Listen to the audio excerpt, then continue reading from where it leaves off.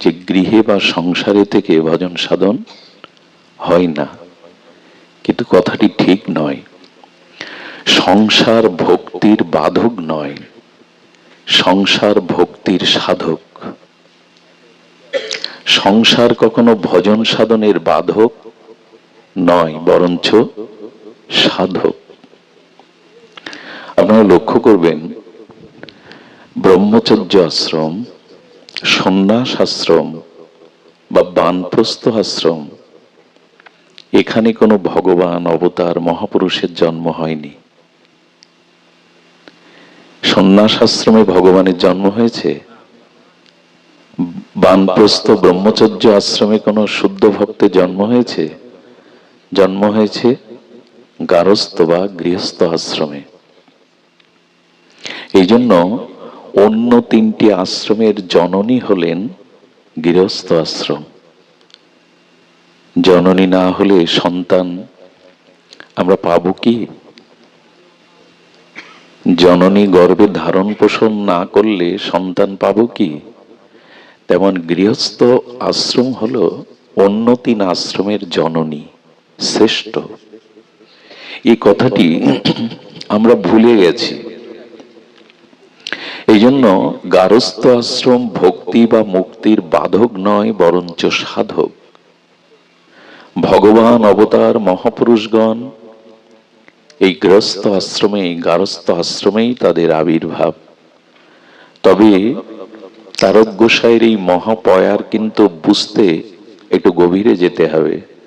বলেছেন সেই সংসারই বাধক নয়, ভক্তির সাধক, মুক্তির সাধক যদি ভাবোদয় হয়। কি বলেছেন? সংসারে থাকিয়া যদি এই ভাবোদয়টা কি, এটাই আজকের আমাদের কিছুটা আলোচনার বিষয়। কারণ ওরাকান্দি ধামের এই পবিত্র ভক্তিময় নামময় বাতাবরণে অন্য কথা আসে না। ভাবোদয় কাকে বলে? ভাবোদয় হলো, কার এটা, কার বাজে, এটা কার? জয় রাধে, একটু কৃপা করুন, করুণা করুন। দেখুন, ধ্যান দিন।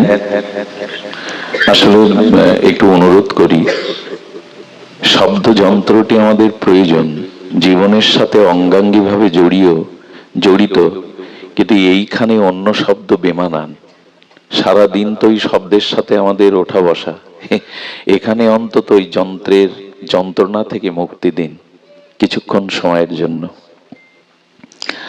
ভাবোদয় কাকে বলে? দেখুন, প্রেম ভক্তি আমাদের সাধ্য বস্তু, প্রেম ভক্তি আমাদের সাধ্য বস্তু। তো এই প্রেম ভক্তি প্রাপ্তি 9টি সিঁড়ি। কয়টি? 9টি সিঁড়ি। সেই 9টি সিঁড়ির অষ্টম সিঁড়িটি হলো এই ভাব। আদৌ শ্রদ্ধা, তত সাধু সঙ্গ, অত ভজন ক্রিয়া, অনর্থ নিবৃত্তি, নিষ্ঠা, রুচি, আসক্তি, ভাব, ভক্তি। একটু ধ্যান দিন।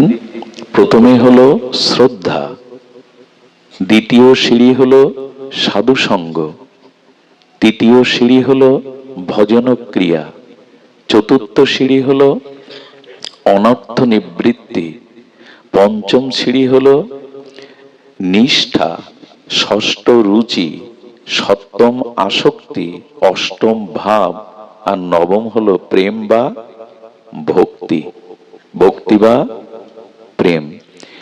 এর অষ্টম সিঁড়িটি হলো ভাব। এখন গৃহেতে থাকিয়া যার হয় ভাবোদয়, ভাবের উদয় হয়, এই ভাবটি কেমন? এই ভাব হলো পূর্ব দিগন্তে অরুণোদয় হয়েছে, সূর্যোদয় হয়নি। সূর্যোদয় আর অরুণোদয় একটু পার্থক্য আছে। সূর্য উদয়ের 1 ঘন্টা 36 মিনিট পূর্বে পূর্ব দিগন্তে অরুণোদয় হয়। এই অরুণোদয় হলে সূর্য উদিত হয়নি কিন্তু পূর্ব দিগন্তটা আলোয় ভরে যায়, ফর্সা হয়ে যায়। এই উপলব্ধি আমাদের সবার আছে গ্রাম বাংলায়। তেমনি প্রেম আসবে, প্রেম বা ভক্তি আসবার পূর্ব মুহূর্তে চিত্ত যে ভগবানের জন্য পূর্ণ অনুরাগ জন্মানো, এর নাম ভাব। সূর্য উদয় হয়নি কিন্তু তৎপূর্বে পূর্ব দিগন্তটা আলোয় ভরে গেল, অর্থাৎ প্রেম আসছে তার পূর্ব লক্ষণে হৃদয়ে ভগবানের নাম রূপ লীলার প্রতি প্রগাঢ় একটা অনুরাগ জন্ম নেবে, এর নাম ভাব। একটা জিনিস জানুন, সকলেই আপনারা জানেন, যার ভাব যেমন তার লাভ বা প্রাপ্তিও তেমন। এই জন্য প্রেমের পূর্বাবস্থা, এই যে ভগবানের প্রতি পূর্ণ অনুরাগ, প্রেম আসছে, ভক্তি আসছে, তার একটা পূর্ব ভগবত বা ইষ্ট অনুরাগের নাম হলো ভাব। এই ভাব ছাড়া কারো কিছু লাভের সম্ভব নেই। কিন্তু আমরা আর কটি সিঁড়ি যদি বাদ দিয়ে ভাবে চলে যাই, হোঁচট খাবো। সিঁড়ি তো ক্রমান্বতিতে উঠতে হয়, 2-3টে সিঁড়ি বাদ দিয়ে লাভ দিতে গেলে পা ভেঙে যাবে। এই জন্য সংসারে প্রথম প্রয়োজন শ্রদ্ধার। ভাবে পৌঁছানোর অষ্টম সিঁড়িতে যেতে গেলে আগের 7টা সিঁড়ির প্রথমে হলো শ্রদ্ধা। আদৌ শ্রদ্ধা, আদৌ মানে প্রথম সিঁড়ি, প্রথম আমাদের পদক্ষেপটা হলো শ্রদ্ধার। এটি যদি না হয় সবই বৃথা। এই জন্য হরিনাম করুন, সদ্গুরুদেবের চরণাশ্রয় করুন, ভগবানের গুণগাথা শ্রবণ করুন। সব কিছুর মূলে হলো শ্রদ্ধা। আদৌ শ্রদ্ধা, শুভারম্ভ হলো শ্রদ্ধা। একথা আমাদের প্রত্যেকের জানা। শ্রদ্ধা শব্দের সরলত্ব করেছেন আচার্যগণ, শাস্ত্র বাক্যকে মিথ্যা না মনে করা। ঋষি মুনি আচার্য কর্তৃক ভজন অনুভূতির দ্বারা যে শাস্ত্র রচনা হয়েছে, গীতা, ভাগবত, ভক্তি শাস্ত্র, সেগুলি কাল্পনিক নয়, সেগুলো যথাযথ পরীক্ষিত অনুভববেদ্য সত্য। এটা মনে করার নাম শ্রদ্ধা। শাস্ত্র বাক্য কাল্পনিক নয়, শাস্ত্র যা সুলিখিত হয়েছে সেটি কল্পনার দ্বারা হয়নি, সেটা পরীক্ষিত অনুভববেদ্য চরম সত্য। এটাতে বিশ্বাস করি তো আমরা যে শাস্ত্র সত্য। এই জন্য গীতা, ভাগবত, ভক্তি শাস্ত্রের কথাগুলি, বাণীগুলো চিন্ময়, অলৌকিক। এগুলি মিথ্যা নয়, এগুলো কাল্পনিক নয়, এগুলো গল্প উপন্যাস নয়। আমার বোধোদয়ে, আমার চিন্তা চেতনা মননে, আমার প্রজ্ঞা জ্ঞানে কমতি থাকতে পারে, কিন্তু শাস্ত্রকে না বুঝে এটি কাল্পনিক, এটি ভ্রম, এটি না মানার নামই হলো অশ্রদ্ধা। আর গুরু বা সাধু বাক্যকে সুদৃঢ় ভাবে মেনে নেওয়ার নামই হলো শ্রদ্ধা। যদি খুব লক্ষ্য করেন, সমাজে এই দুটি এখন খুব শিথিল হয়ে পড়েছে। নানান তর্ক, নানান বিতর্কের দ্বারা আজকে শাস্ত্রকে আমরা কাল্পনিক গল্প উপন্যাস বানিয়ে ফেলেছি। তো শ্রদ্ধা যার নেই, সে তো সিঁড়িতে পা দিতেও পারবে না। এই জন্য গুরু বাক্যে, সাধু বাক্যে সুদৃঢ় বিশ্বাস চাই। কেমন জানেন, আশ্রমে এক গুরু মহারাজ তার শিষ্যকে বলছে, একটা পচা হাড় পড়ে আছে, ওইটা মুখে করে ফেলে দিয়ে আয় তো। কোন প্রাণীর পচা গলা হাড় মুখে কেউ ফেলে? বলছেন ওটা ফেলে দিয়ে বললেই তো হাতে করে ফেলে দিতে পারে, পাত্রে করে, হলো মুখে করে ফেলে দিয়ে। শিষ্যটি গুরুগত প্রাণ, গুরু বাক্যে তার অস্খলিত নিষ্ঠা, গিয়েই মুখে করে ফেলে দিয়ে সে কাঁদছে। কাঁদছিস কেন? জীবনে অনেক চিন্ময় গন্ধ, অনেক আস্বাদ্য বস্তু জিহ্বায় দিয়েছি, কিন্তু যে প্রসাদ আপনি ফেলে দিতে বললেন তা ফেলবার জিনিস না, এক চরম আস্বাদিত আস্বাদনতে লেগে রয়েছে, আমি ভুলতে পারছি না। কি বোঝা গেল? গুরুদেব নিষ্ঠা শ্রদ্ধা দেখতে চেয়েছিলেন। ওই যে একবার দিতে বলছি কেন জানেন, একজন বলেছে অভ্যাসটা অনেক দিনের তো সহজে হবে না। একবার নয়, উলোধ্বনি নিয়ম হলো 7 বার বা 3 বার দেওয়া। কিন্তু ভাগবতের প্রতিটি শব্দ হলো মঙ্গলধ্বনি। এই কথাগুলি কথা নয়, ভগবান আর তার বাণী বা তার লীলা এগুলি অভিন্ন। বাবা এখন ওটা দিও না, দিও না। তো কি হয়েছে, ধ্যান দিন।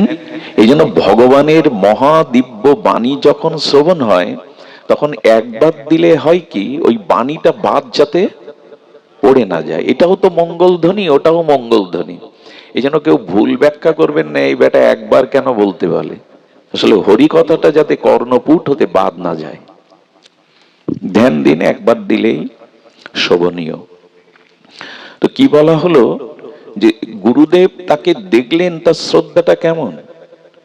এক গুরুদেব শিষ্যদের শ্রদ্ধাকে পরিমাপ করবার জন্য বললেন, ব্যান্ডেজ করেছেন পায়ে।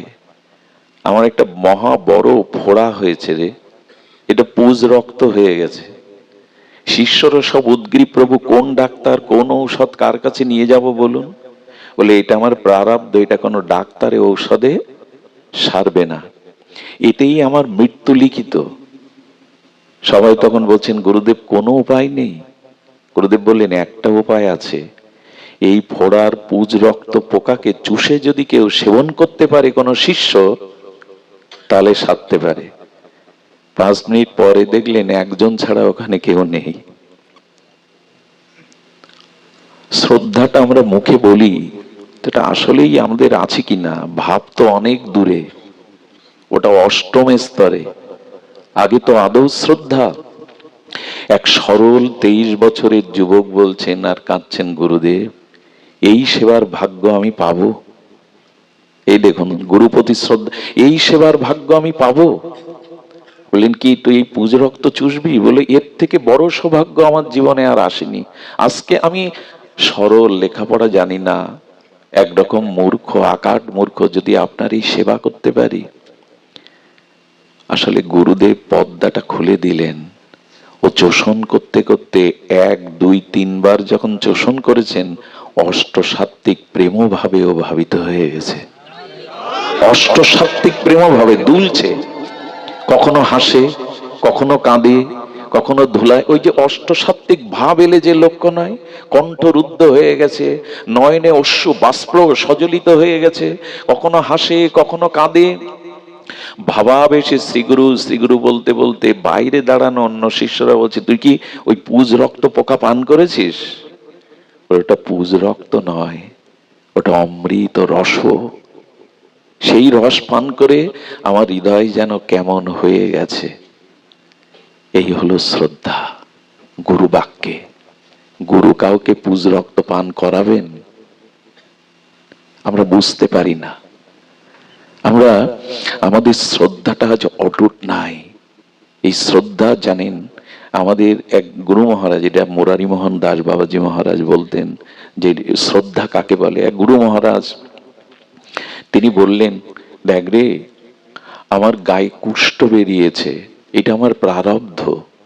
আর কুষ্ঠ যার গায়ে বেরোয়, তার ভগবত পূজা অর্চন এগুলির অধিকার থাকে না। তো আমি কাশিতে গিয়ে বাস করব, তোমরা তোমাদের মতো জীবন গঠন করো, ভজন করো। এক শিষ্য বলে বসলো, প্রভু আমাকে চরণ ছাড়া করবেন না, আমি আপনার চরণের দাস হয়ে জীবন যৌবন সমর্পিত করেছি, আমাকে সাথে নিন।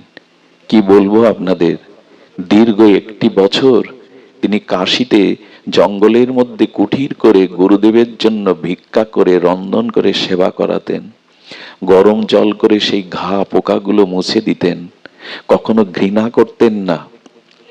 গুরুদেবের শিয়রে থেকে তাকে বাতাস বিজন করতেন, গুরুদেবের চরণ সেবা করে তাকে তন্দ্রা বা নিদ্রার জন্য সুখ দিতে চেষ্টা করছেন। দীর্ঘ 1 বছরে কাশীতে থেকে কোনোদিন গঙ্গা স্নানে বা বিশ্বেশ্বর বিশ্বনাথ ভগবানকে দেখতে যায়নি। গুরুদেবের চরণ সেবা করছে। ভগবান বিশ্বনাথ, কাশীর বিশ্বনাথ বলছেন পার্বতীকে, পার্বতী আমি একজনকে দর্শন করতে যাব। সারা পৃথিবীর প্রগতিবাদী ভক্তিবাদী জ্ঞানীরা কাশীতে আপনাকে দর্শন করতে আসছে, আপনি কাকে দর্শন করতে যাবেন? বলো গুরুগত প্রাণ, গুরুচরণে শ্রদ্ধা, ওই শিষ্যকেই আমি দর্শন করতে যাব। দেখুন গুরু ভক্তির মহিমা দেখুন। উনি দর্শন করতে আসবেন। পার্বতী বললেন, এমন গুরুগত প্রাণ যিনি আপনার চিত্ত জয় করেছেন, তার দর্শনে একা যাবেন কেন শঙ্কর, আমাকেও নিন। আজ মাতা পার্বতী, জগৎ মাতা শঙ্কর, তাঁরা দুইজন এসেছেন। এসে কি করছেন জানেন? গুরুদেবের চরণ সেবা করছে। তন্দ্রাচ্ছন্ন গুরুদেব সুখ পাচ্ছে। দুয়ারে দাঁড়িয়ে কুঠিরের, ছোট্ট কুঠিরের সামনে ভগবান শঙ্কর বললেন, আমি বিশ্বনাথ তোমাকে দেখতে এসেছি, একবার বাইরে এসো। বলেন, প্রভু গুরু সেবাতে সন্তুষ্ট হয়ে যদি আমার কুটিতে আসেন, আর একটু অপেক্ষা করতে হবে। গুরুদেব কিছুটা তন্দ্রা এসছে, গুরুদেব নিদ্রা না গেলে আমি আপনার কাছে যেতে পারবো না। দেখুন নিষ্ঠা কাকে বলে। ভগবান শঙ্করের চোখে জল এসে গেছে, এতটা গুরু ভক্তি। দেখো পার্বতী, কেন এসেছি তার দ্বারে। গুরুদেব একটু তন্দ্রাচ্ছন্ন হলে বাইরে এসে শঙ্করকে, মাতা পার্বতীকে প্রণাম করলেন। প্রণাম করার পরে শঙ্কর বললেন, একটু বুকে আসবে না? তোমার মতো গুরুগত প্রাণ, গুরুনিষ্ঠ সেবককে বুকে জড়িয়ে ধরতে পারলে আমি আনন্দ পাবো, এসো বুকে এসো। জড়িয়ে ধরে বললেন, একটি বছর কাশীতে বাস করেও তুমি আমাকে দেখতে যাওনি, গঙ্গা স্থানে যাওনি, গুরু চরণকেই, গুরু সেবাকেই সার করেছো, তুমি বুকে এসো। বুকে করে শঙ্কর বললেন, একটি বর নাও। কি বলল জানেন? গুরু সেবা ভিন্ন আমার কোনো চাওয়ার কিছু নাই জগতে। যদি কিছু চাওয়ার থাকে আমি গুরুদেবের কাছ থেকে জেনে আসি, উনি যদি আদেশ দেন তবে চাই। নিষ্ঠা সহজে হয়, শ্রদ্ধা কি মুখের কথা? গুরুদেবকে জিজ্ঞাসা করলেন, গুরুদেব শঙ্কর পার্বতী এসেছে, কিছু চাইবো? বললেন, তুই তোর কিছু যদি চাওয়ার থাকে চেয়ে নে, তবে আমার রোগ নিরাময়ের জন্য কোনো কিছু যেন চাস না। বলেন, আপনার সেবা ছাড়া তো, আপনার সেবা ছাড়া তো আমি অন্য কিছু চাই না। ভগবান শঙ্করের চরণে গিয়ে বললেন, আপনি আমাকে বর নয় আশীর্বাদ দিন, যেন জন্ম জন্মান্তরের গুরুদেবের চরণ সেবা করতে পারি। আর কিছু চাওয়ার নেই, আর আমার কিছু চাওয়ার নেই। গুরুদেব বললেন, চাইলি না কেন? তখনই গুরুদেব সম্পূর্ণ চিন্ময় দেহে জড়িয়ে ধরে বললেন, আমি দেখতে চেয়েছিলাম কোন শিষ্যের মধ্যে কতটুকু শ্রদ্ধা এসেছে। একটা জিনিস হয়েছে কি জানেন, সমাজে সব নকল হয়ে গেছে, মানে শ্রদ্ধাটাও লোক দেখানো, এতে এগোনো যায় না। ভাব তো অনেক দূরে। আদতেও শ্রদ্ধা যদি না থাকে, তবে শ্রদ্ধাটা যেন কপট না হয়, লোক দেখানো না হয়। এই শ্রদ্ধা যার জীবনে এসেছে, তার উন্মুক্ত হয়েছে ভগবত প্রেম ভাব, এই জগতের দুয়ার। তাছাড়া উন্মুক্ত হবে না। এই জন্য আসুন শ্রদ্ধার সহিত আমরা সাধু সঙ্গ করি। আবার এই সাধু সঙ্গ না করলে শ্রদ্ধা উপচয় হবে না। সাধু সঙ্গ থেকে শ্রদ্ধা আসবে, শাস্ত্রীয় শ্রদ্ধা, আর শ্রদ্ধা থেকেই সাধু সঙ্গ আসবে।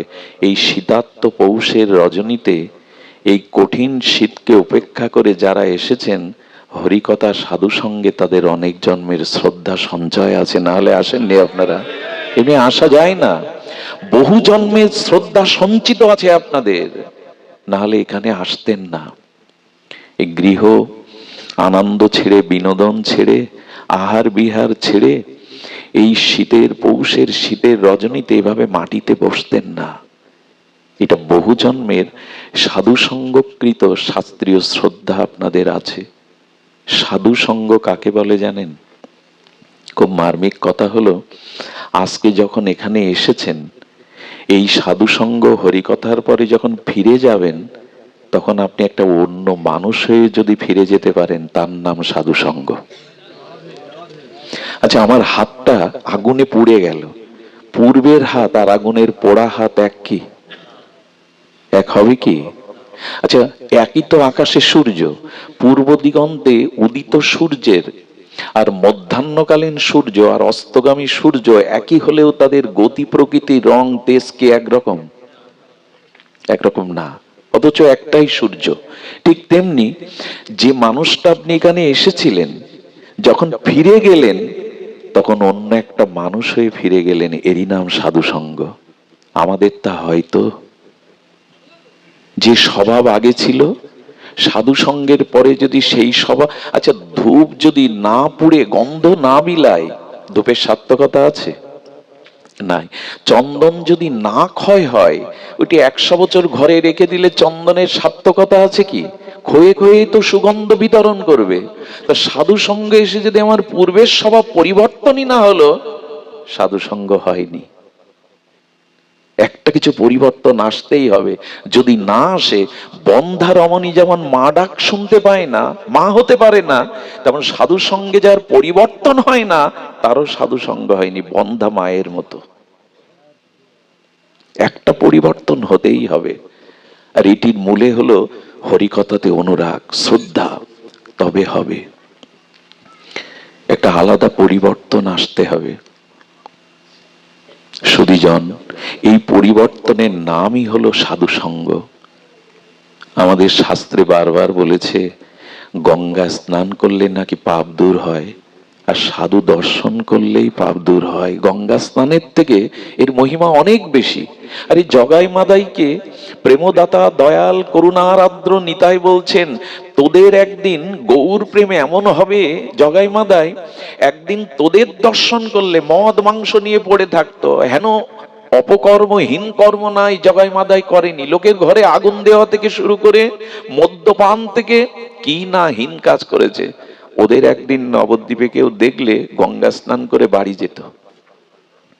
নিতাই চাঁদ এমন করুণা করেছিলেন, শোন তাহলে, তোদের দেখে মানুষ শুদ্ধ হওয়ার জন্য গঙ্গা স্নান করত, তোরা যে গৌর প্রেম পেলি, এবার তোদের দেখে আর কেউ গঙ্গা স্নানে যাবে না, ভাববে তোদের দেখেই গঙ্গা স্নানের ফল হয়ে গেছে, তোদের দর্শনেই গঙ্গা স্নানের ফল হয়ে গেছে।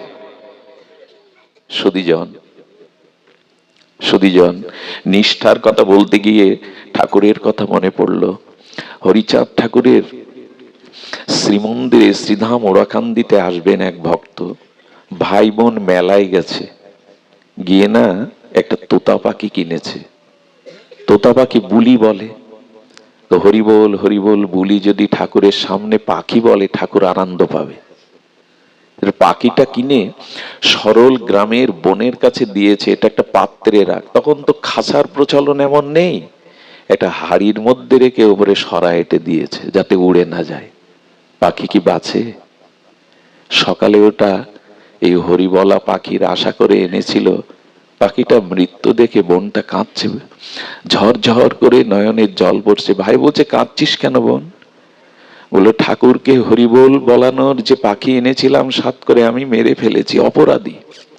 ভাই বলছেন, ঠাকুর মৃত সঞ্জীবনী সুধা তার প্রেমে আছে, তার করুণায় আছে, চল না আমরা ঠাকুর বাড়ি যাই, ঠাকুরকে নিবেদন করি, তোমার জন্য এনেছিলাম হরিবোল বলবে বলে। ঠাকুরের চরণে এসে ভাই বোন কেঁদে সমর্পণ করে দিয়েছে মৃত পাখিকে। ঠাকুর ওদের অনুভব বেদ্য সরল ভাব দেখে পাখিটার মস্তকে করপল্লব বুলিয়ে দিয়ে বলছে, হরিবল হরিবল। এই সঞ্জীবনী সুধার স্পর্শে সঙ্গে সঙ্গে পাখিটি প্রাণ ফিরে পেল। ওই পাখির কণ্ঠে হরিবল হরিবল দিব্য ধ্বনিতে ধ্বনিত হতে লাগলো। হ্যাঁ, এনারা পারেন, এনারা এটা পারেন। আর ওদের শ্রদ্ধাটার কারণেই এটা করলেন উনি। কাঁদছে। হ্যাঁ, এই জন্য আগেই বলছি যে শ্রদ্ধার সাথে যদি সাধু সঙ্গ, হরি কথা, কথামৃত শ্রবণ করতে পারেন, জীবন বদলে যাবে। কি হবে জানেন? অনর্থ ক্ষয় হবে, অনন্ত জন্মের পাপ অপরাধ এগুলি ক্ষয়। এই যে এখানে বসেছেন, এটি সাধারণ না। বৈকুণ্ঠে হরিকথা নাই, স্বর্গেও হরিকথা নাই, একমাত্র এই পৃথিবী মণ্ডলে সাধু সঙ্গ বা হরিকথা আছে। বিশ্বাস করুন, বৈকুণ্ঠে ভগবান আছেন, হরিকথা নাই, স্বর্গেও নাই।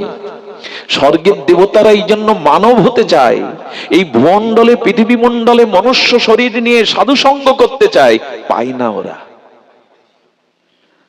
এই জন্য এই সাধু সঙ্গে ভজন ক্রিয়ার দ্বারা কি হয়? মেঘ কেটে যায়। আপনারা লক্ষ্য করবেন, সূর্য নারায়ণ যেদিন ওঠে না, কুয়াশাচ্ছন্ন থাকে, মেঘাচ্ছন্ন থাকে, সেদিন সূর্যকে কিন্তু এমন কি বলতে পারবেন আজকে সূর্য উদয় হয়নি? হয়েছে, কিন্তু কুয়াশা বা ঘন কালো মেঘে সূর্যের কিরণ অংশকে ঢেকে দিয়েছে। ঠিক তেমনি অনন্ত জন্মের পাপ অপরাধ আমাদেরও প্রেম ভক্তি ভাবের সূর্যকে ঢেকে দিয়েছে। ওই মেঘটা সরানো দরকার। ওই যে পাপের মেঘ, অনন্ত জন্মের অপরাধের মেঘ, ওটা কি করা দরকার? সরানো দরকার। এই সরানোটাই হলো অনর্থ নিবৃত্তি। অনর্থ শব্দের অর্থ হলো মানে অভাববাচক, আর অর্থ মানে প্রয়োজন। প্রয়োজনে যা অভাব এনে দেয়, প্রয়োজনে যা অন্তরায় এনে দেয়, তাকে বলে অনর্থ। এই ভাবের পথে বাধা হলো পাপ, ভাবের পথে বাধা হলো অপরাধ। অনন্ত জন্মের, এক জন্মের না। পাপ অপরাধ এক জন্মের না, অনন্ত জন্মের। এগুলো কালো মেঘের মতো ভাবকে ঢেকে দিয়েছে, প্রেমকে ঢেকে দিয়েছে, ভগবানের অনুরাগকে ঢেকে দিয়েছে। এই মেঘগুলো সরানো দরকার। এই ভজনের দ্বারাই, কেবল সাধুসঙ্গ হরিকথা হরি ভজনের দ্বারাই কেবল এই মেঘ। ঝড় আসলে কি হয়? প্রবল ঝড়ে মেঘগুলো, তো যেদিন হরি নামের হরিকথার সাধু সঙ্গের প্লাবনের ঝড় আসবে, সেদিন এই অনর্থ নিবৃত্তি হয়ে যাবে। অনর্থ নিবৃত্তি হয়ে যাবে, হয়ে যায়। কিন্তু বিশ্বাস করি আমাদের সাধু সঙ্গে হরিকথা যে পাপ ক্ষয় হয়, অনর্থ নিবৃত্তি হয়, এটা আমাদের তো বিশ্বাস করা দরকার। এটি হয়। চন্দন ঘর্ষণ করলে ক্ষয় হবে, তেমনি। তবে যদি আপনি নিজের সমীক্ষা করতে চান, আচ্ছা আপনি 2 বছর 5 বছর 10 বছর 20 বছর ধরে সাধুসঙ্গ করছেন, আপনার পাপ ক্ষয় হয়েছে কিনা বুঝবার একটা উপায় বলি। আপনার অপরাধ বোধ, পাপ বোধ ক্ষয় হয়েছে কিনা বলি। সেটা হলো, আগে মানুষকে কষ্ট দিয়ে মনে হতো ভালোই করেছি, এটাই উচিত ছিল। কিন্তু এখন কষ্ট দেওয়ার পরে কিছুক্ষণ পর বিবেকের দংশ নয়, এমনটা না করাই ভালো ছিল। যদি অনুশোচনা আসে, কারো বড় কথা বলে অপমান করে যদি চিত্তে অনুশোচনা আসে, যদি কোনো অন্যায় কর্ম করতে গেলে বিবেকটা 10 বার ভেবে ওঠে, জানবেন কাজ হয়েছে, সাধুসঙ্গ বৃথা যায়নি, সাধুসঙ্গে ব্যর্থ হয়নি। তবে অনেক জন্মের আবর্জনাকে তো একসময়, এই বিল্ডিংটা যদি ভাঙা হয়, একদিনেই কি এরা সবকিছু পরিষ্কার করা যাবে? অনেক জন্মের জমানো তো তবে যাচ্ছে। যদি বিবেক জাগে, কাউকে অপমান করলে, কাউকে ব্যথা দিলে যদি চিত্তে বেদনা জাগে, দেওয়া উচিত হয়নি, জানবেন অনেক পাপ অনেক অপরাধ আপনার ক্ষয় হয়েছে। সাধু সঙ্গের দ্বারা ক্ষয় কিন্তু হচ্ছে, অনেকটা বোঝা যায় না। একটা অশ্বত্থ বা বট গাছ কেটে দিন, কাটা উচিত নয়, যদি ঝড়ে পড়ে যায় কেটে যায়, দেখবেন অগ্রের পাতাগুলো 5-7 দিন সবুজ থাকে, মূল শিকড় তো নাই, কিন্তু অগ্রের পাতাগুলো 5-7 দিন সবুজ থাকে। তেমনি যেটুকু দেখছেন, একবার বিজয় কৃষ্ণ গোস্বামীর এক শিষ্য দীক্ষা নেওয়ার পরে তার জীবনে আরো পাপ বেড়ে গেল। ঠাকুরের কাছে গিয়ে বললেন, আপনার মন্ত্র পেয়েছে, আপনার মতো সদ্গুরুদেবের চরণাশ্রয় পেয়েছে, ওর পাপ বেড়ে গেল। বলল, পাপ বেড়ে গেছে, কিন্তু পাপ বেশি দিন থাকবে না, ক্ষিপ্রম ভবতি। বলছেন সাধুর এব সামন্তব্যম, ওর খুব দ্রুত চিত্ত শোধন হয়ে যায়। বলে পাপগুলো যে দেখা যাচ্ছে সাক্ষাৎ, এটা অপূর্ব দৃষ্টান্ত দিলেন। জঙ্গলের পাশে এক কাঠুরিয়ার বাস, বনে কাঠ কেটেই তার জীবিকা নির্বাহ হয়, কিন্তু বনের গভীরে যান না। বাঘ ভাল্লুক হিংস্র সাপাত সংকুল জন্তু জানোয়ার আছে তো, বাইরে শূকর দেখতে পান, বানর দেখতে পান, মাঝে মাঝে হরিণ দেখতে পান, বাঘ দেখতে পান না, হিংস্র জন্তুগুলো দেখতে পান না। হঠাৎ করে একদিন দেখছে যে গভীর জঙ্গল থেকে সব ছুটে ছুটে বেরিয়ে আসছে বাঘগুলো, ভাল্লুকগুলো। বললো, বারে আজ বেরিয়ে আসছে কেন? এদের তো কখনো দেখি না, আজকে দেখতে পাচ্ছি কেন? একজন বললে, দেখার কারণ হলো জঙ্গলে আগুন লেগেছে, ওই আগুনের তাপে ওরা সব বাইরে বেরিয়ে আসছে। বিজয় কৃষ্ণ গোস্বামী বললেন, ও হৃদয়ে হরি নামের গুরুদেবের কৃপার আগুন লেগেছে, তাই যে পাপগুলো ছিল ওগুলো বেরিয়ে আসছে, এই জন্য তোরা দেখতে পাচ্ছিস। অচিরেই ওর শুদ্ধ হয়ে যাবে, অচিরেই ওর চিত্ত শুদ্ধ হয়ে যাবে। মাঝে মাঝে দেখবেন সাধু সঙ্গ করেন, দীক্ষা নিয়েছেন, অথচ পাপ বোধটা মাঝে মাঝে খুব জেগে যায়। ভয় পাবেন না, ওগুলো বেরিয়ে যাওয়ার। আচ্ছা, ঘরের মধ্যে যে ব্যক্তি ছিল আপনি দেখতে পাচ্ছেন না, কখন দেখতে পাবেন? যখন দরজা দিয়ে বেরিয়ে যাবে, ভয় পাবেন না। মাঝে মাঝে পাপ, মাঝে মাঝে অপরাধ বোধগুলো জাগতে পারে, সেই সময় নামের আশ্রয় নেবেন। আমি একটা কথা বলি, মনে কখনো যদি কোনো কাম পাপ এই বোধ জাগে, রাধারানীকে ডাকার দরকার নেই, গোবিন্দকেও ডাকার দরকার নেই, সব কাজে ওদের ডেকে লাভ নেই।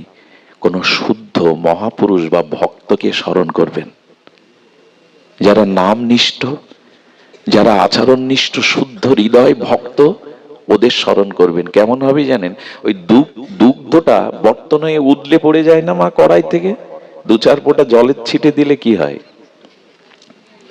ওই আগুনের তাপে দুগ্ধ পত্তন, দুগ্ধটাও স্মিত হয়ে যায়।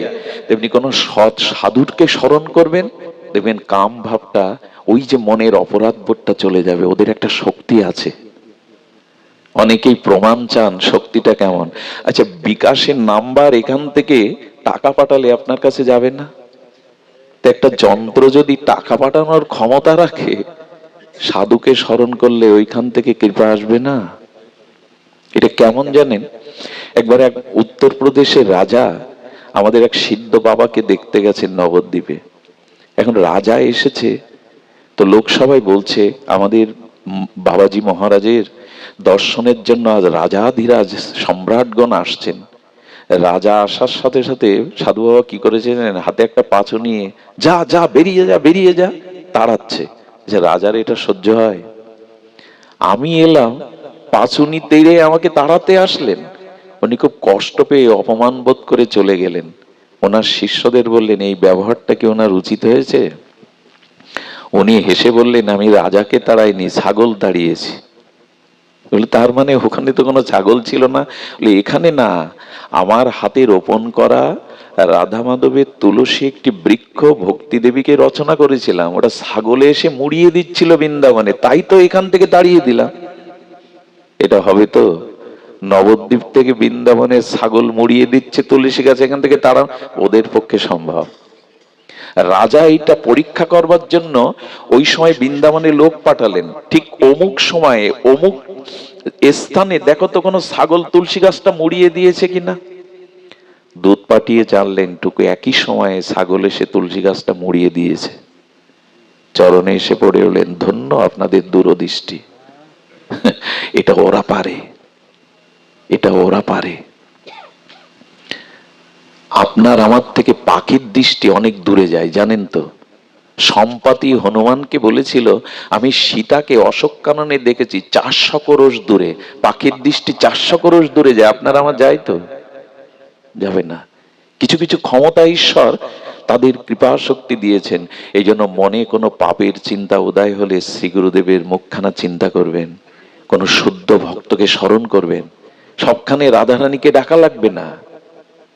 ওই মহৎ তার ভজন অনুভূতি দিয়েই আমরা তো বিশ্বাস করতে চাই না।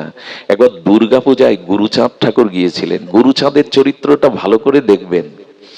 গুরুচাঁদ ঠাকুর, আমরা তো মায়ের পূজা দেখতে যাই সেজে গুজে হই হুল্লোড় করে খাওয়া দাওয়া করে প্যান্ডেলে প্যান্ডেলে ঘুরে বেড়ায়। গুরুচাঁদ ঠাকুর গিয়ে বলছে, মা তুই না জগৎ জননী, তুই না প্রকৃত মা, আদ্যা শক্তি শক্তির দে মা, জগৎকে জানিয়ে দে তুই মাটি নন, তুই মাটি নস, তুই প্রতিমা নস। কি ঘটেছিল জানেন? গুরুচাঁদ ঠাকুর মায়ের স্তনে মুখ দিয়েছিল, আর তার থেকে দুগ্ধক্ষরণ হয়েছিল। পারবেন তো? ওরা পারে। ওরা মাটির মধ্যে সেই চিন্ময় শক্তিকে জাগরণ করাতে পারে। এটি সাধনার দ্বারা সম্ভব, এটি সাধনার দ্বারা সম্ভব। এই জন্য বলছিলাম, সাধুগণের শরণাপন্ন হন। সাধু সঙ্গ ছাড়া প্রেম ভক্তি পাওয়ার দ্বিতীয় কোনো উপায় নাই। এই জীবনের সব থেকে বড় পাওয়া, তুলায়াং লাভে না পিনা সার্গাং না পুনর্ভবম ভগবত সঙ্গী সংঘর্ষ মর্তম নাম কিমতা আশিস। স্বর্গ মোক্ষ প্রাপ্তির কাছে সাধু সঙ্গ অনেক অনেক উচ্চস্তর কক্ষায়। মোক্ষ প্রাপ্তির থেকে, স্বর্গ প্রাপ্তির থেকে আরো মহান প্রাপ্তি ক্ষণকালও যদি কারো শুদ্ধ সাধু সঙ্গ হয়ে যায়। এটি একমাত্র পথ। এই বর্তমান ক্ষয়ষ্ণ স্খলিত সময়ে সাধু সঙ্গ ছাড়া কোনো উপায় নাই। আর একটা কথা বলি, যার সঙ্গ যেমন তার রঙ্গও তেমন। যে যার সঙ্গ করে তার রঙ্গটা, তার ভাবটা তার ভিতরে রোগ ব্যাধির মতো সংক্রামিত হবে। দয়া করে সঙ্গ করতে গেলে নিজের থেকে অনেক ধাপ উপরে অনুভবী, চরিত্রবান, নিষ্ঠাবান সাধুর সঙ্গ করুন। আপনার সমান যারা, তাদের সঙ্গ করলে এগোতে পারবেন না, ওই জায়গায় দাঁড়িয়ে থাকবেন। আর আপনার থেকে যারা মানসিকতায় ভজনে এক ধাপ নিচু, তাদের সঙ্গ করলে আমি লিখে দিতে পারি আপনি এক ধাপ পিছিয়ে পড়বেন। এই জন্য আপনার থেকে যারা ভজন বেশি করে, যাদের চিত্তে অনুরাগ আছে, শুদ্ধ হৃদয়, তাদের সঙ্গ করুন, আপনি অনেক পথ এগিয়ে যেতে পারবেন। শুদ্ধ সাধু সঙ্গই, এরপরে অনর্থ নিবৃত্তি, এরপরে নিষ্ঠা আসবে, নিষ্ঠার পরে রুচি আসবে। রুচি কাকে বলে জানেন? ক্ষুধাকে রুচি বলে। এই দেখুন, ওই যে ভাবে যাচ্ছি তো আমরা, এক একটা সিঁড়ি বেয়ে যাচ্ছি, তো তার একটি হলো রুচি। এই রুচি মানে ক্ষুধা। দেখুন, বহুদিন জড়গ্রস্ত রোগীর পিত্তদোষে দুষ্ট হলে খাদ্য ভালো লাগে তো? খেতে ভালো লাগে? তিতো লাগে। কিন্তু যার জঠর অগ্নি জ্বলছে, ক্ষুধা প্রবল, তার কাছে খাদ্য দিলে কেমন লাগে? আচ্ছা, এখানে খাদ্যর কি পার্থক্য আছে, না দুই ব্যক্তির রুচির পার্থক্য? একটু কথা বলুন, পার্থক্যটা কিসের? খাদ্যে তো পার্থক্য নাই, একই খাদ্য। একজনের রুচি হচ্ছে না অথচ ক্ষুধা আছে।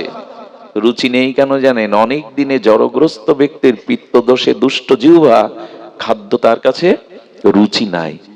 যখনই দেখবেন হরিকথাতে ঘুম পাচ্ছে, ভগবানের কথায় চোখে জল আসে না, ভগবানের কথা শুনে হৃদয়টা গলে না, তখন জানবেন আপনার রুচি নেই। অনেক জন্ম এই অপরাধে পাপে রুচি আসেনি এখনো। ক্ষুধার্ত ব্যক্তির সামনে খাদ্য, আস্বাদ্য খাদ্য দিলে সে রুচিতেই খায়, ক্ষুধাতেই খায়। আরো দাও, আরো দাও। তেমনি ভগবানের নাম, ভগবানের কথা, সাধু সঙ্গ আরো যেন পায়, আরো যেন পায়, নিত্য নিরন্তর যেন পায়। এই ভাব যখনই আসবে, জানবেন আপনার রুচি এসেছে, রুচি এসেছে। এই রুচির আজ বড় অভাব, এই রুচির আজ বড় অভাব। নামে রুচি, মহাপ্রভু বলেছেন নামে যেন রুচি আসে। রুচি মানে ক্ষুধা, আরো নিত্য নিরন্তর যত পান করা যায়, নিত্য নিরন্তর যেন ক্ষুধা আরো বেড়ে যায়। একটা আশ্চর্য দেখ, 3 বেলা ভোজন করতে অরুচি আসে না আমাদের, ভজন করতে অরুচি আসে কেন? এর মধ্যে এমন কেউ নাই, আজকে কোনো উপবাস না, এমন কেউ নাই যে আমরা 2 বেলা আহার করিনি।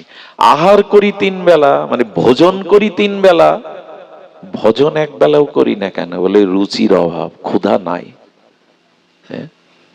হরিদাস ঠাকুর বলেছিল, নামামৃত বিনে যদি খায় অন্ন পানে, তবু ভক্তের দুর্বল জীবন। জানো প্রভু, ভক্তরা অন্ন, জল, সবজি পেলেও, রুটি সবজি অন্ন পেলেও নিজেকে দুর্বল ভাবে, কারণ হরিনাম তো হয়নি। অন্নামৃত পেলে, অন্ন অমৃত পেলে তবু ভক্ত দুর্বল মনে করে, কারণ নামামৃত তো পান হয়নি, আত্মার খাদ্য তো দেয়া হয়নি। এরে বলে রুচি, আত্মার খাদ্য তো দেয়া হয়নি।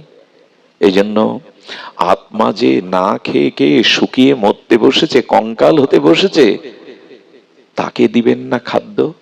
এই হরিনাম, হরিকথাই হলো আত্মার খাদ্য, যেটা এখন দিচ্ছেন আপনারা। এই দিচ্ছেন বিদায় এখন কোনো কারো মনে অসৎ চিন্তা, বিকার এগুলো আসছে না। এগুলো আত্মা, আর কত দেহকে সাজাবেন, আত্মাকে সাজান। হরিকথা, হরিনামে আত্মাকে সাজান। আত্মা সুন্দর করতে না পারলে, আত্মা তো সুন্দর, কিন্তু আপনার রুচি, আসক্তি ভগবত ভজনের দ্বারা আত্মাকে পরিপাট করুন। সব ঘরে গিয়ে দেখুন দেহ সাজাবার বস্তু, আত্মাকে সাজাবার বস্তু একমাত্র সাধু সঙ্গেই পাওয়া যায়। শুদ্ধ আত্মা পরিশুদ্ধ হয়ে ওঠে এই সাধু সঙ্গে। এই জন্য রুচি আনুন। এই রুচি যদি না আসে, তাহলে জানবেন ভক্তি অপরাধ এবং পাপের দ্বারা অন্তরায় হয়ে যাচ্ছে। রুচি বাড়ান। আমার কি মনে হয় জানেন, মাঝে মাঝে খেদ ওঠে। প্রথম দিন দীক্ষা পাওয়ার পরে গুরুমন্ত্রটা যে শ্রদ্ধায় রুচিতে জপ করেছিলাম, আজ 5 বছর পরে জপ করতে গেলে ওইরকম প্রথম দিনের মতো আসক্তি আসে না। তার মানে ভক্তি বাড়েনি, রুচি বাড়েনি, কমেছে, কমেছে। রুচি কেমন জানেন? হরিদাস ঠাকুরের প্রসাদ পাচ্ছে না, 3 দিন হরিদাস ঠাকুর কোনো প্রসাদ, গোবিন্দ দাস আনে আর ফিরিয়ে দেয়। মহাপ্রভু এসে বলছে, হরিদাস তোমার শরীর সুস্থ তো? বলেন, প্রভু শরীর সুস্থ, কিন্তু আমার মন অসুস্থ। কেন? বললেন, আগের মতো সংখ্যা নাম আর পূরণ করতে পারছি না প্রভু, বিদ্ধ হয়েছি তো। নাম না নেওয়াতেই হরিদাস ঠাকুর নিজেকে অসুস্থ বোধ করছেন। শরীরের সুস্থ অসুস্থতা তিনি ধার ধারেন না। তিনি বললেন, আগের মতো আর নাম সংখ্যা নাম পূরণ করতে পারছি না প্রভু। এই দিনই জগৎকে হরিদাস জানালো, শরীরের অসুস্থতা প্রকৃত অসুস্থতা নয়, ভগবানকে ভজন না করতে পারাই হলো অসুস্থতা, তাকে ভজন না করাই হলো অসুস্থতা। আমরা আজ ধীরে ধীরে অসুস্থের রূপ নিচ্ছি। আমাদের মানবিকতা, আমাদের মনুষ্যত্ব বোধ, আমাদের দয়া ক্ষমা সন্তোষ গুণাবলীগুলো রোগগ্রস্ত হয়ে গেছে।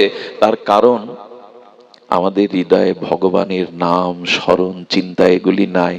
এজন্য আমাদের চিন্তাটা, আমাদের মনোবুদ্ধিটা অসুস্থ হতে বসেছে। রুচি কেমন জানেন? আহা, একটু ধ্যান দিন, যদিও রাত হয়ে গেছে। রুচি কাকে বলে দেখুন। মহাপ্রভু লীলাচল ক্ষেত্রে জগন্নাথের আরতি দেখতেন গরুর স্তম্ভের ওখানে দাঁড়িয়ে, এবং জগন্নাথের দিব্য আরতি দর্শনের জন্য মানব প্রাচীর পড়ে যেত। মানব প্রাচীর পর্যন্ত সব সারি সারি দাঁড়াতো।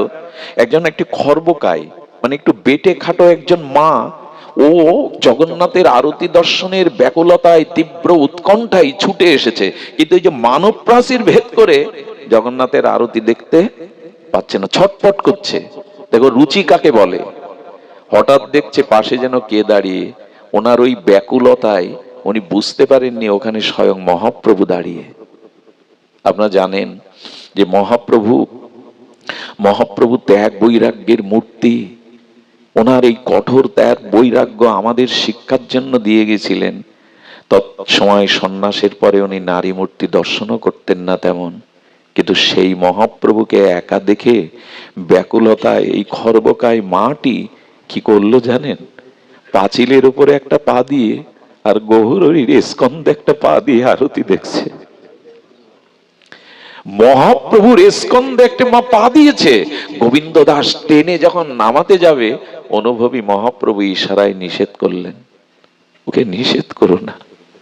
মাটি আরতি দেখতে দেখতে, জগন্নাথের রূপ ও মাধুর্য মহিমা দেখতে দেখতে সজল নয়নে ওনার অঙ্গ কাঁপছে।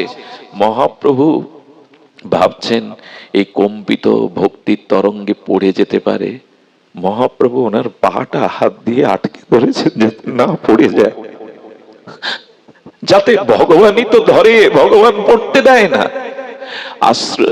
আরতি বিশ্রামের পরে যখন সম্বিত ফিরে পেল, দেখছেন এ কি করেছি আমি? মহাপ্রভুর শ্রী অঙ্গে স্কন্ধে আমি পা দিয়েছি। নিজের অপরাধ বোধে অনুশোচনায় দগ্ধীভূত হয়ে ধুলায় পড়ে গেছে। প্রভু ক্ষমা করো, আমি কোটি জন্ম নরকে পচে মরলেও আমার এই অপরাধ, এই পাপ স্খলন হবে না, তুমি ক্ষমা করো।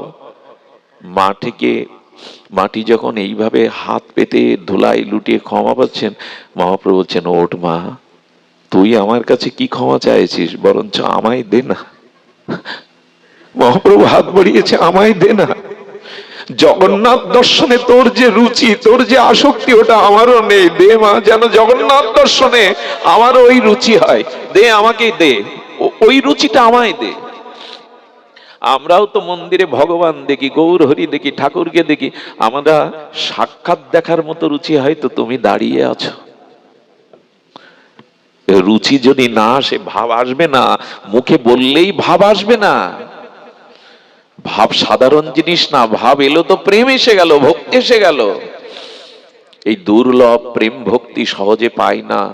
এই জন্য রুচি চাই, রুচি চাই যেন হরি নামে, হরি কথায়, ভগবত দর্শনে, ধাম দর্শনে রুচি হয়।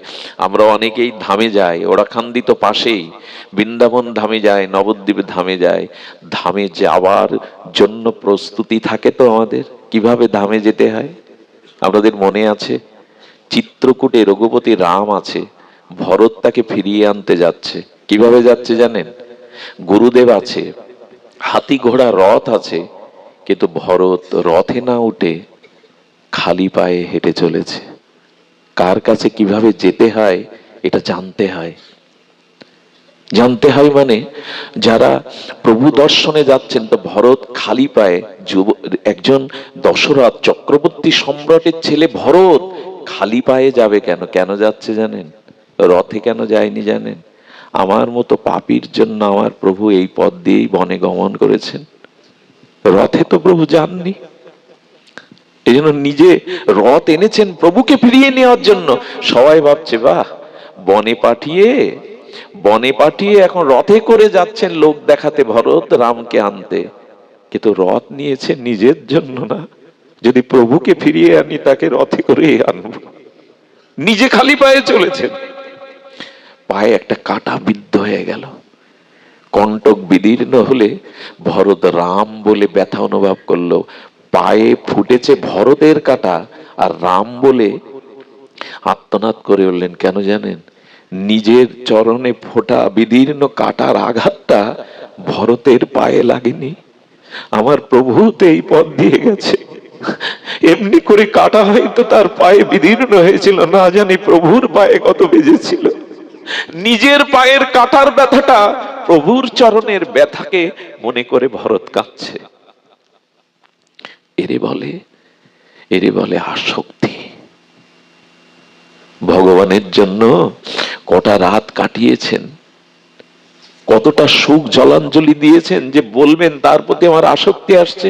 দুটো টাকা রোজগার করার জন্য দিন রাত এক করে খাটি, সংসারে প্রিয়জনকে সুখী করার জন্য সারাটা জীবন মাথার ঘাম পায়ে ফেলি, গুরুদেবের জন্য, হরির জন্য, ভগবানের জন্য কতটা আসক্তি আপনার যে তার জন্য এটা করেন। এই জন্য মুখে কিছু হবে না গো, ডুবতে হবে, তো ভেতরে ডুবতে হবে, রসে ডুবাতে হবে। এইগুলো হলো সেই স্থান। আসক্তি আসুক যেন তাকে। আসক্তি কেমন জানেন? আহা, কোন দুগ্ধপোষ্য মায়ের দুগ্ধ পান করা শিশু সন্তান যদি মা না থাকে কি হয় জানেন? যখন কাঁদতে থাকে চিৎকার করে, অন্য মায়েরা, তাদের হৃদয়ে তো দয়া আছে, বাৎসল্য আছে, অন্য মায়েরা এনে কোলে নেয়, কিন্তু কান্না থামে কি? কেন থামে না? তারও তো বুক আছে, তার বুকের স্তনে দুগ্ধ আছে, থামে না কেন জানেন?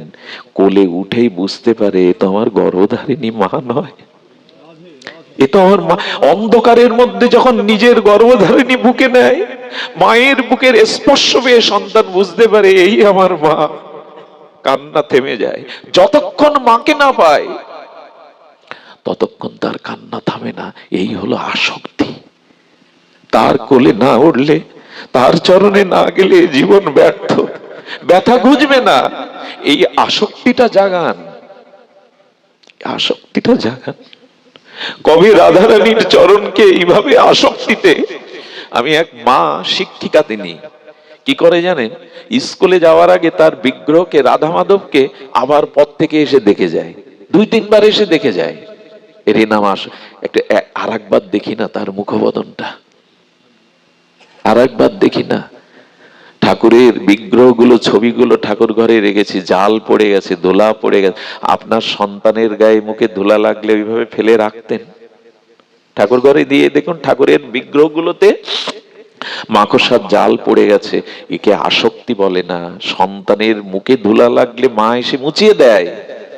যেদিন ওরকম মনে হবে আমার ঘরে সাক্ষাৎ ঠাকুর আছেন। আসক্তি দরকার, আসক্তি দরকার।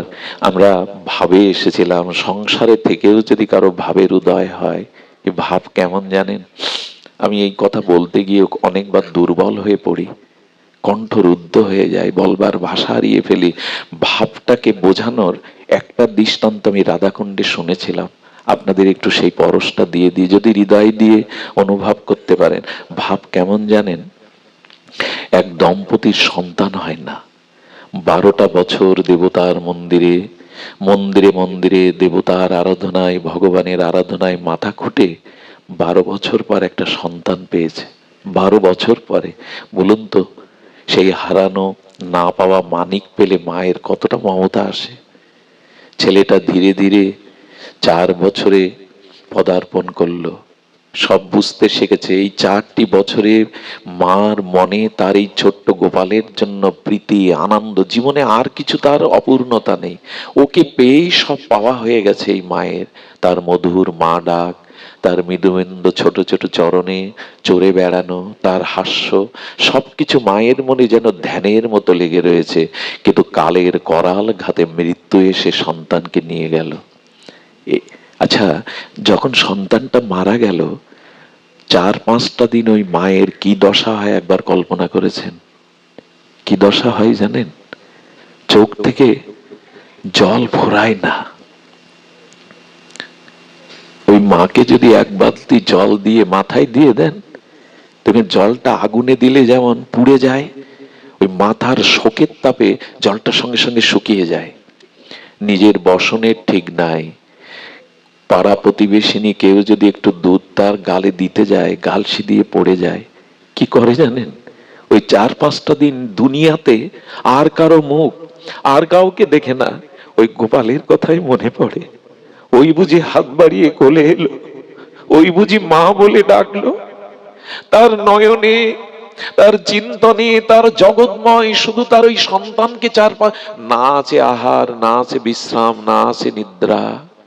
ওই ওই একটু কল্পনা করুন না, 4-5 দিন ওই মায়ের কি ওটি আমরা বুঝবো না। ওই যে দশাটা, এরে বলে ভাব।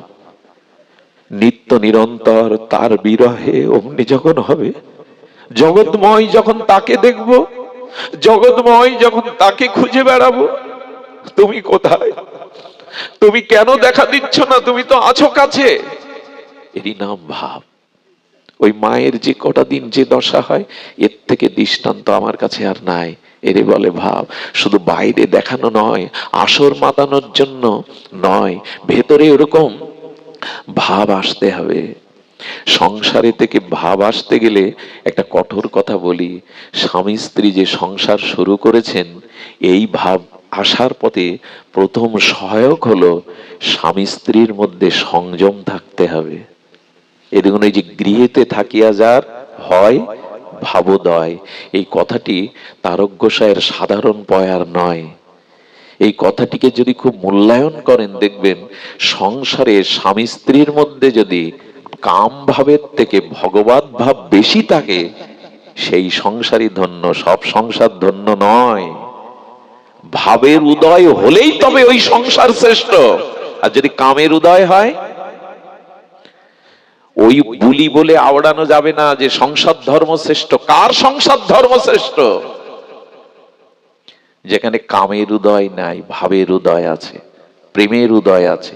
কাম তো সবকিছুকে গ্রাস করে নেয়, কাম সবকিছুকে শেষ করে নেয়।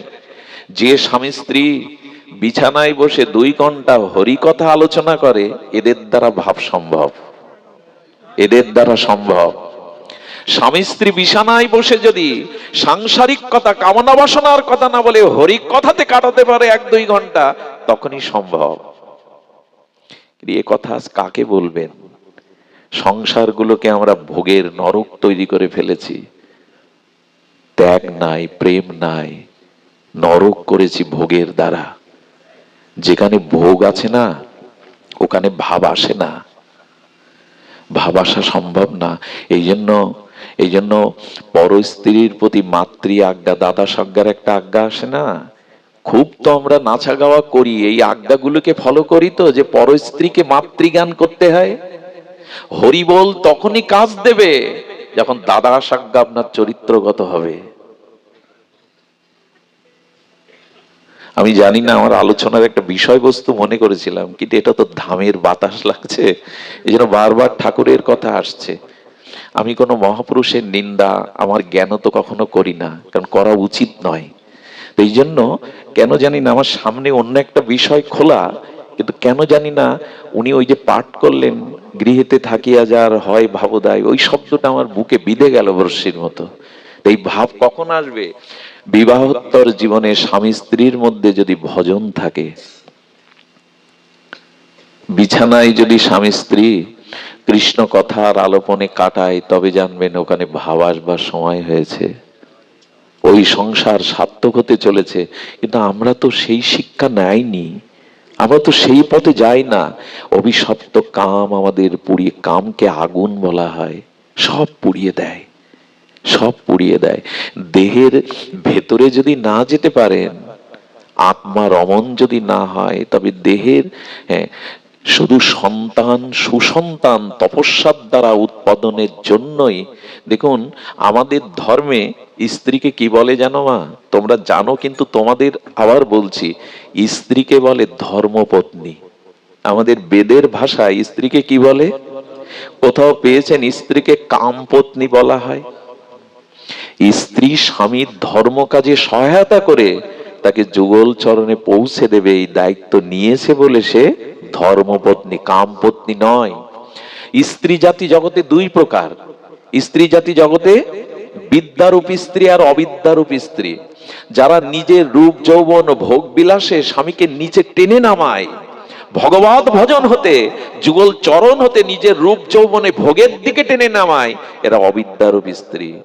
আর যারা স্বামীর সহমর্মিতা, ধর্মের অর্ধাঙ্গিনী হয়ে দুজনে মিলে ভগবত চরণের দিকে স্বামীকে এগিয়ে দেয়, ভোগের দিকে না, ত্যাগের দিকে, ভজনের দিকে, এরা বিদ্যারূপ স্ত্রী। একটি পুরুষের জীবনে রাজ্য লাভ করাও যত বড় লাভ না, এ জাতীয় সহধর্মিনী ধর্ম সহায়িকা স্ত্রী পাওয়া একটা পুরুষের জীবনে সব থেকে বড় পাওয়া। পুরুষের সম্পদ হলো এমন একটা স্ত্রী পাওয়া। রামকৃষ্ণ পরমহংসদেব হতে পারতেন না মা শারদা পাশে না থাকলে। আমরা গোবিন্দকে মদন মোহন বলতে পারতাম না রাধারানী পাবে না থাকলে। আমরা মহাপ্রভুকে গম্ভীর গাম্ভীরায় পেতাম না বিষ্ণুপ্রিয়া দেবী না থাকলে। শক্তি দরকার, তবেই তো তুমি শক্তিমান। স্ত্রীকে ভোগের বস্তু যে পুরুষ মনে করে, ইহকালে কেন কোটি জন্মেও তাদের কাছে কিছু পাওয়ার, এই ভজন কেন, এ জগতেও সে কিছু পুরুষার্থ পাবে না।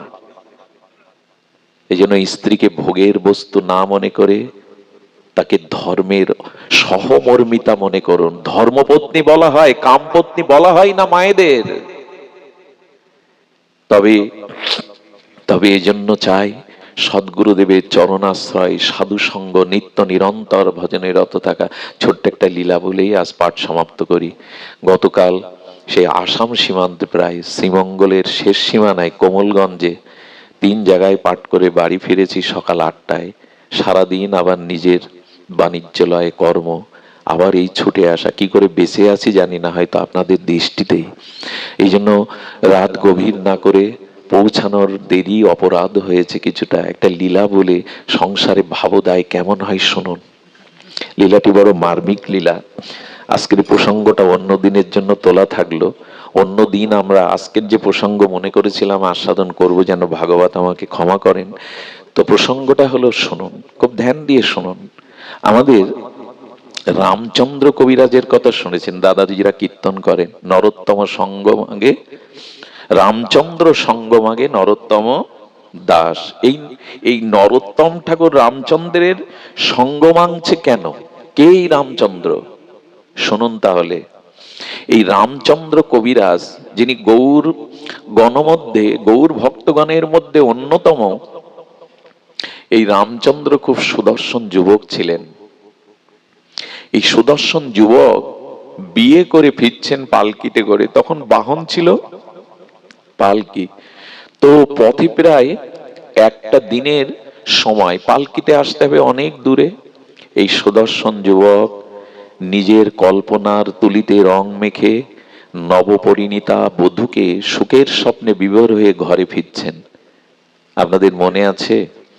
ফিরতে ফিরতে ওই বেহারার একটু বিশ্রাম নেবে বলে পালকিটা রেখেছে একটা বটবৃক্ষের ছায়ায়। এই বটবৃক্ষের ছায়ায় অনতি দূরে একটা ছোট্ট আশ্রমের সামনে বৃক্ষের তলে বসে ভাগবত পাঠ করছেন মরমী 2-4 ভক্ত নিয়ে শ্রীনিবাস আচার্য। শ্রীনিবাস আচার্য মহাপ্রভুর দ্বিতীয় আবেশ অবতার, মহাপ্রভুর দ্বিতীয় কলেবর। তো উনি যখন পাঠ করছেন, সেই পালকি থেকে সুদর্শন নববিবাহিত যুবক নেমে এলো।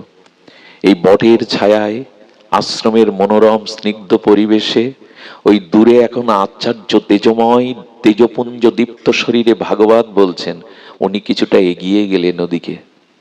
এগিয়ে যেতে যেতে প্রভুপাদ হঠাৎ করে ওর ওই সুদর্শন যুবককে দেখে বলছে ভক্তদের, দেখ দেখ, এত সুন্দর সম্পদটা ও আজ কামনায় বিসর্জন দিতে চলেছে। যদি এই সম্পদটা কৃষ্ণ সেবায় লাগতো, যৌবনটাই তো সম্পদ, ভজন যদি করতে হয় কৈশোর যৌবনেই করতে হয়। আমাদের দেশের, আমাদের সনাতন ধর্মের একটা ভুল ধারণা হলো ধর্ম বৃদ্ধ বয়সের হয় না। এই ধারণা থেকে বেরিয়ে আসুন। কৌমারাং আচারিত প্রাজ্ঞ ভাগবত ধর্মান, প্রহ্লাদ মহারাজ বলেছেন না, কৈশোরে ছাড়া নৌকাটা ছাড়তে হবে তো উজানে, নাহলে জায়গা মতো পৌঁছাতে পারবেন না।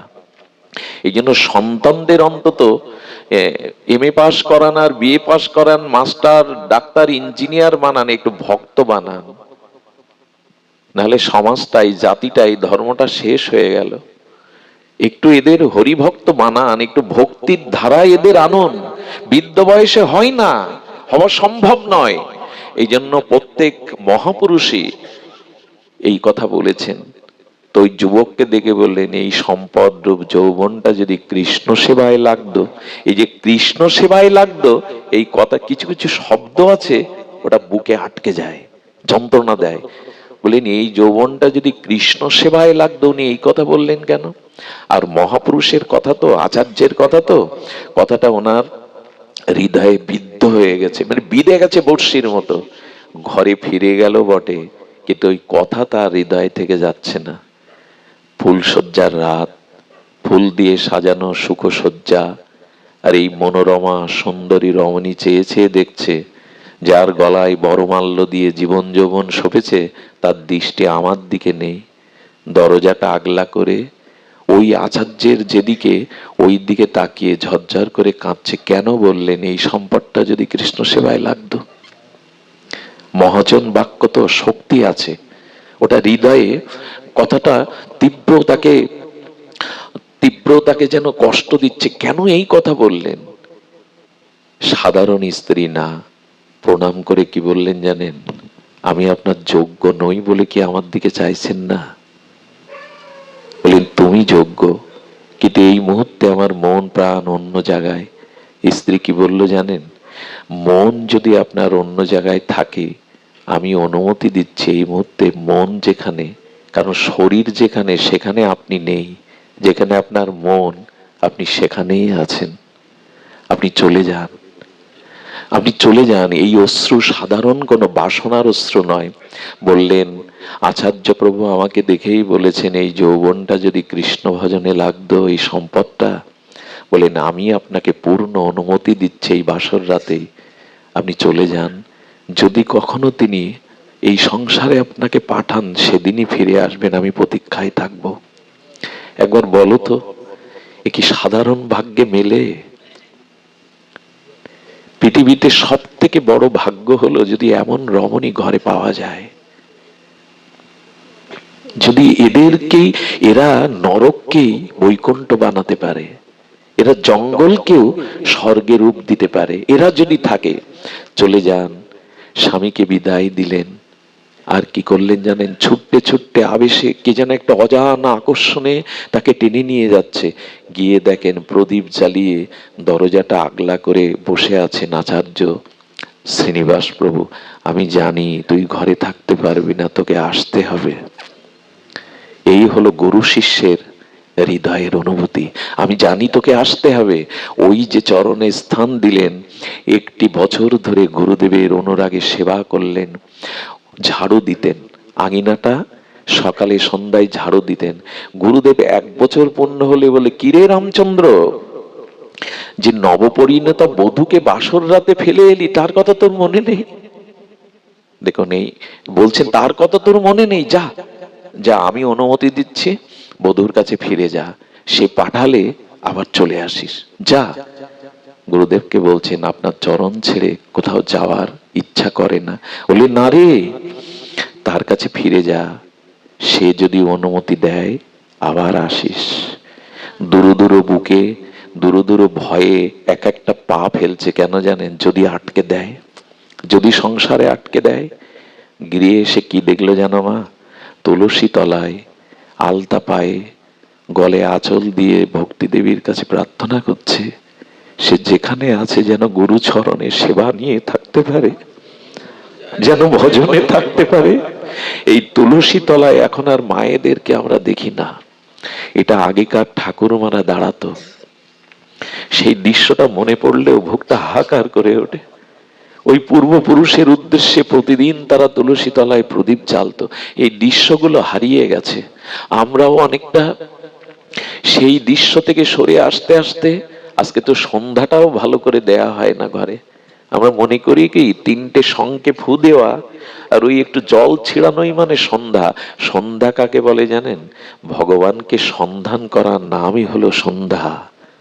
ভগবানকে সন্ধান করার নামই হলো ভক্ত ভগবানের সন্ধি মিলনের নাম সন্ধ্যা।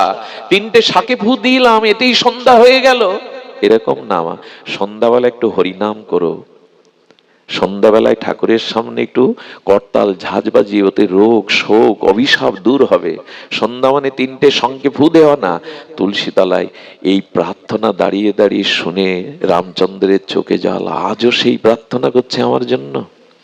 পেছনে তাকিয়ে দেখে তার প্রাণের দেবতা তাকে নিজের হাতে রন্ধন করে ভোগ লাগিয়ে প্রসাদ পাওয়ালেন। বিছানায় যখন বসিয়েছেন তখন রামচন্দ্রের বুকটা দুরু দুরু করে উঠল, আমাকে বেঁধে ফেলবে না তো? কি করলো জানেন? হাতটা জড়িয়ে ধরে এই সহধর্মিনী বললেন, আজকের রাতটা আপনি এই একটি বছর ধরে যেভাবে গুরু সেবা ভগবত সেবা করেছেন আমাকে একটু শোনাবেন? আজকের রাতটা না ঘুমিয়ে আপনি একটু গুরুদেবের ভজন মহিমা, বিগ্রহ ভজন মহিমা একটু শোনান না আমাকে। সারা রাত স্বামী স্ত্রী মিলে গুরু মহিমা, ভজন মহিমা, আরাধনা মহিমা বলতে লাগলো।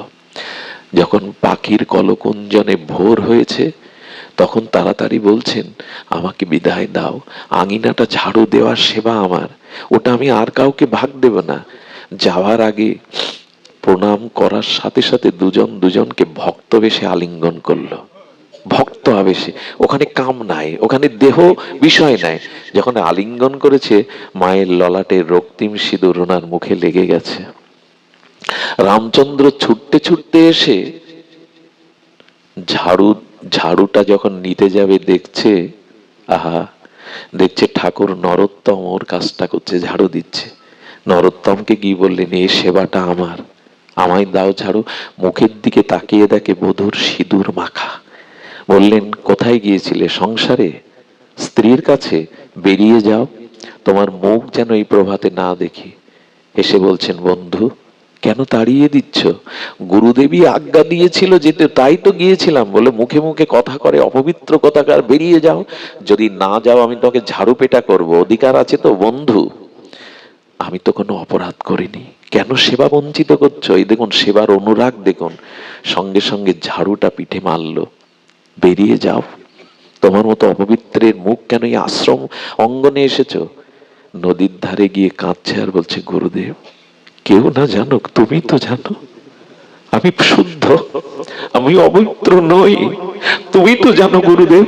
তবে আমিও মান করে থাকলাম, তুমি না ডাকলে আমি তোমার চরণে যাব না, এখানেই বসে মরে পড়ে থাকবো।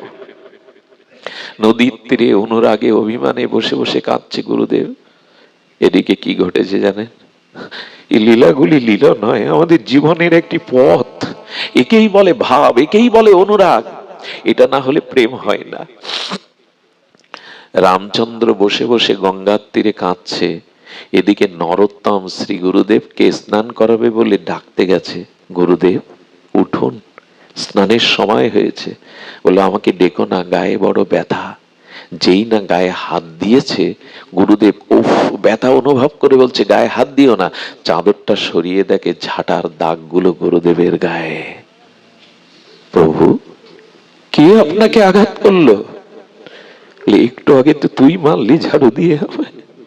আমি মেরেছি তো ওকে, সিঁদুর মেখেও আশ্রম। আরে তুই জানিস না ও কে? সারা রাত ধরে ও ভক্ত আবেশে হরি কথা বলে কাটিয়েছে। ওটা প্রেমের অনুরাগের সিঁদুর, অপবিত্রতার চিহ্ন নয়। সর্বস্ব আমাকে দিয়েছে। এই হলো গুরু শিষ্য। মারল একজনকে, ফুটে উঠেছে অন্যের গায়ে। গুরুদেবের এই ব্যথায় নরোত্তম ঠাকুর, আমি গুরুকে ঝাঁটাপেটা করলাম, ওর চরণে গিয়ে পড়েছে। এই জন্য তো নরোত্তম বলছে, যেন যদি কোনো জন্ম হয় আবার যেন রামচন্দ্রের মতো সখা পায়, আবার যেন তার মতো ভজন বন্ধু পায়। রামচন্দ্র সঙ্গ মাগে নরোত্তম দাস, জন্মে জন্মে যেন। এই জন্য জীবনে একজন ভালো ভগবত ভক্তের সঙ্গ পাওয়াটা খুব দুর্লভ, খুবই দুর্লভ। সুধীজন, জীবনে একজন ভালো ভগবত সঙ্গ রাখুন, সে আপনাকে পিছনে টেনে ধরবে না, এগিয়ে নিয়ে যাবে। সুধীজন, নরোত্তম ঠাকুর গিয়ে চরণে পড়েছে, ওকে ফিরিয়ে এনে গুরুদেবের বুকে দিয়ে দিলেন। কিন্তু নিজে কি করলেন জানেন? এই হাতে গুরুদেবকে আমি আঘাত করেছি, এই হাত আমি রাখবো না। সন্ধ্যায় ঘরে দোর দিয়ে আগুন জ্বালিয়েছে, এই হাত আমি পোড়াবো। যে হাত দিয়ে গুরুদেবের শ্রীঅঙ্গে আমি ব্যথা দিয়েছি, এই হাত পোড়াবো। যেই না আগুন জ্বেলে হাত আগুনে দিতে যাবে, দুয়ারের এপার থেকে গুরুদেব বলছেন, আমি আর এদেশে থাকবো না, আমি আর এদেশে থাকবো না। এদেশে বিচার নেই, এদেশে সকালে একজন ঝাড়ু মারে, রাতে একজন হাত পোড়ায়। ওরে, তোর হাত পুড়লে যে আমার হাত পুড়বে, এদেশে বিচার নেই, এদেশে আমি থাকবো না।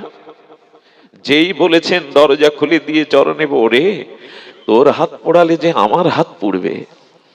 যদি গুরুগত প্রাণ হতে পারেন না, দুই প্রাণ এক করতে পারেন, তখন এটি হয়। এই হলো ভাবের সংসার। স্ত্রীকে যদি কামের পত্নী না সাজিয়ে ধর্মপত্নী করতে পারেন, আরাধনার বিষয়বস্তু করতে পারেন, তবে গৃহই হবে বৈকুণ্ঠ, গৃহই হবে আশ্রম।